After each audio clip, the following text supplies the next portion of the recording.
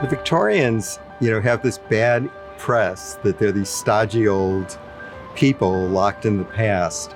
And what we've really discovered was when this house was built in the Victorian period was an age of innovation and discovery.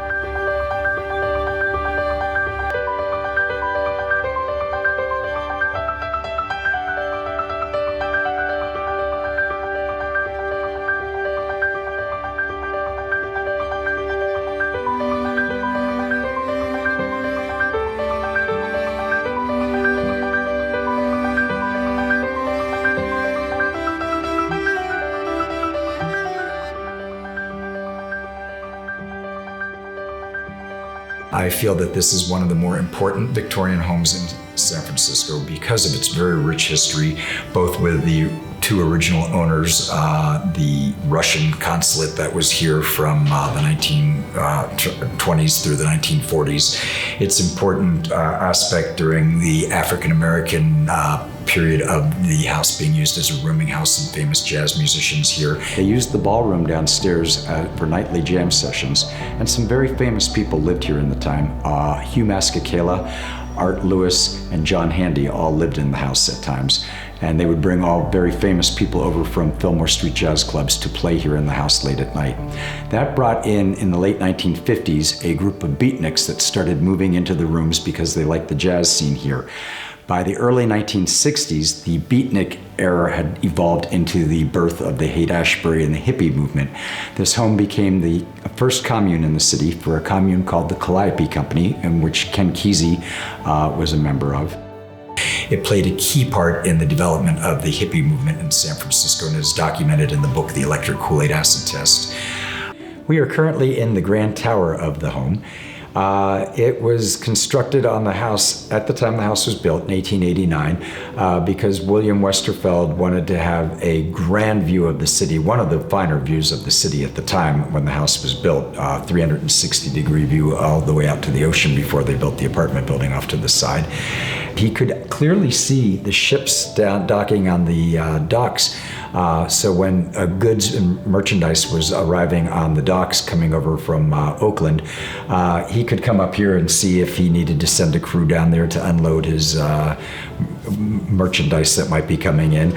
I feel that this house is an important part of San Francisco history. I've been very blessed to be the caretaker of it, and I hope it will stand for several hundred more years for people to be able to appreciate its past.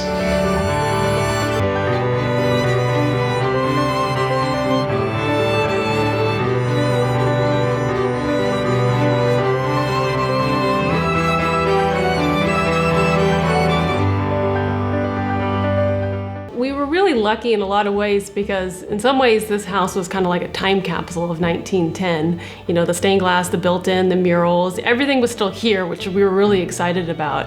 It's a Craftsman Edwardian. You see mostly the Craftsman influence in this room, mostly, kind of nowhere else in the house.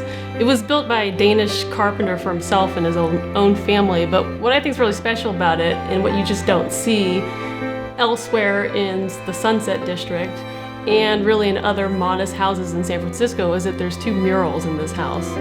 It shows you how, a family, an immigrant family of modest means was able to create something beautiful, even though they maybe didn't have a lot. So this room in particular, it's got a mural of Spanish colonial San Francisco. So there's Mission Dolores, and behind Mission Dolores is Twin Peaks. There's a Spanish priest. There's chickens and drunks and miners, and it's just neat because you're kind of transported into this other nostalgic era. And then when you flip over to the other side of the room, what you see is a Spanish galleon, people unloading things onto docks. You see seagulls, and I think it's really charming that it's still here.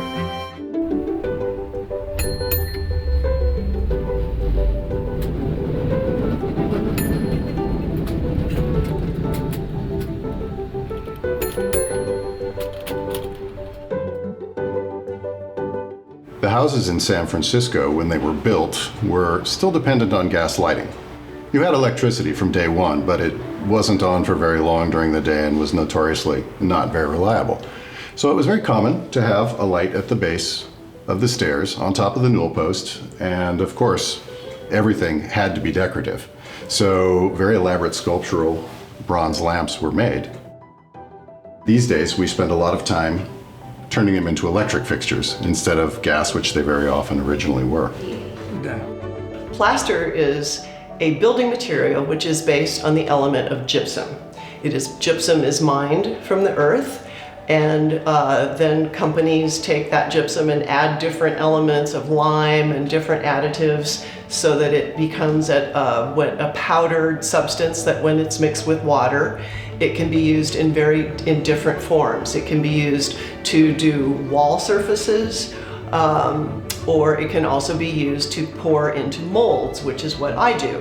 And what really the Victorians delighted in was creating these wonderful organic shapes that would drip and drape off of the ceilings and the walls. And so that is where flexible molds came in handy, because it just saved having to carve all of those things out of wood. Those things could then be mass produced out of plaster at a much more reasonable price.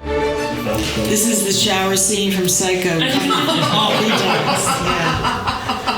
What was here before, when we moved in 1990, was a modern shower, and this was all redwood on the ceiling, and it was just a 1970s modern bathroom.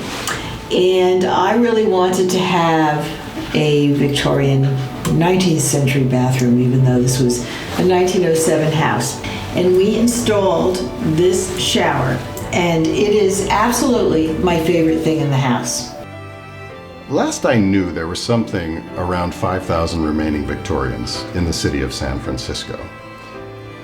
Every last one of them in need of its 100-year tune-up. Many years of deferred maintenance, many years of economic boom and bust cycles that did not allow people to maintain them properly. And within those houses, you have every discipline imaginable in the decorative arts. Decorative painters, ornamental plaster, stained glass, carpentry, wood carving, turning, it's all there. San Francisco is fairly unique in its ability to support artisans across a very consistent time frame. It means that artisans who are skilled within that set of decorative arts have lots of work still to do here. I think old homes are important. They're a piece of our history. This home is a piece of San Francisco's history, and people have been enjoying looking at these homes from the park. And in fact, looking at almost every San Francisco home has a really rich history, beautiful finishes. And I think it's important to sort of keep the city looking beautiful and in this very, quintessential San Francisco way. I believe the Victorian architecture of San Francisco is very important to be preserved. It represents the end of the craftsman era, when people actually handmade everything and took pride in their work. The buildings were built out of old growth redwood. You're never gonna be able to get trees that are that old again to build such sturdy buildings. And they represent a time capsule of history that, it's important to see. There was good and bad in the Victorian era, but it's important to document all of it. And these houses stand testament to that era, which was an age of excess, but yet it existed, and these homes are a true testament to that era.